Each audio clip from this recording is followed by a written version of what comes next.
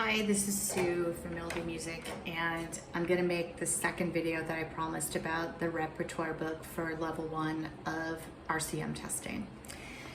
So I'm hoping that this series of videos will help you if you're a teacher that's considering teaching RCM or if you're kind of newer to teaching RCM. I just started teaching RCM, this is my second year now, but I've been teaching ABRSM for about 8 years and they're quite similar. I definitely like the fact that I offer both because some of them are a better fit for one student than another.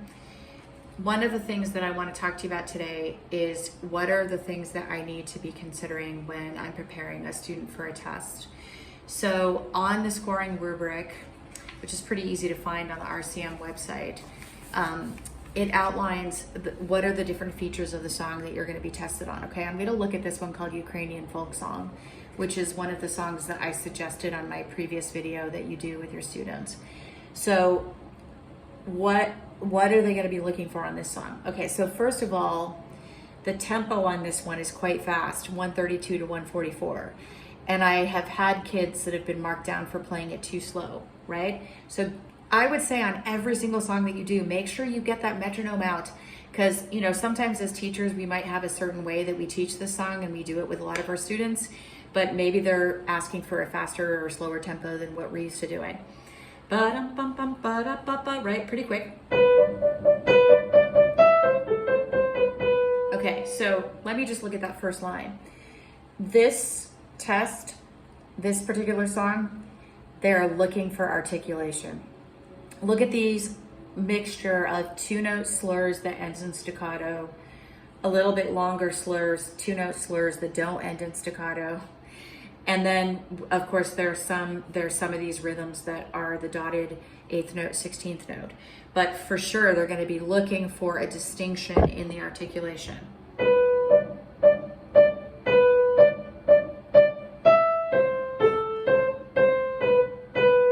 A lot of times I like to sing it for my students because I can exaggerate that articulation more with my voice. So I would go da ba ba da ba ba da da da. Hear it? So if you're a singer and you can sing, that's a really great way to kind of exaggerate articulation and then try to have them play it back to you. But see how specific that is, okay? They're gonna be looking for that. They're also going to be looking for correct notes, of course, correct notes, okay? Did you notice that I was putting a little bit of an emphasis on the first of each beat, right? So when we're in duple time, we want to emphasize beat 1.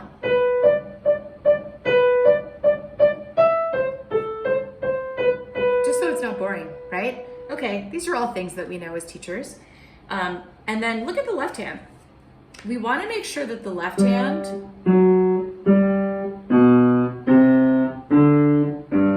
too legato, okay?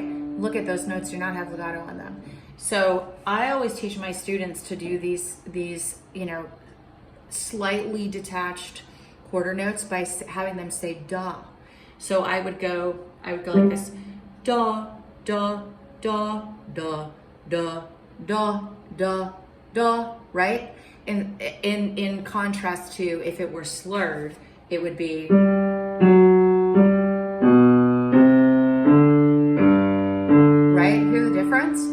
and the style of this song, we want to make sure that that left hand is not slurred. Okay, what about dynamics? So in this particular song, we have a little bit of a diminuendo right here down to mezzo piano.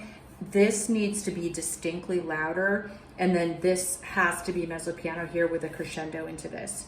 Also notice there's no retard or any kind of tempo change on this song. It's really tempting for kids to just automatically slow down a little bit when they get to the end. So make sure that they don't do that, okay? So let's see, what did we talk about? We talked about all the notes being correct, rhythms correct, okay? Those are a given. But what's gonna push them up into the higher score ranges is gonna be very specific articulation, like I just talked about for quite a bit of time.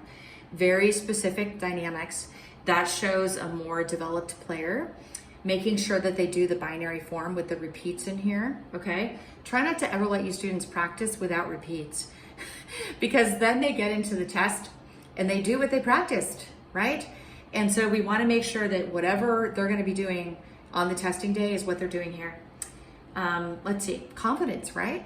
You know, having confidence in getting that tempo to be correct. I had a student who scored 90 points on level 1 a few months ago, and she played this one, and she just went at this like it was, you know, she was like conquering it. And I think the judge really liked that a lot because this is a really high energy song.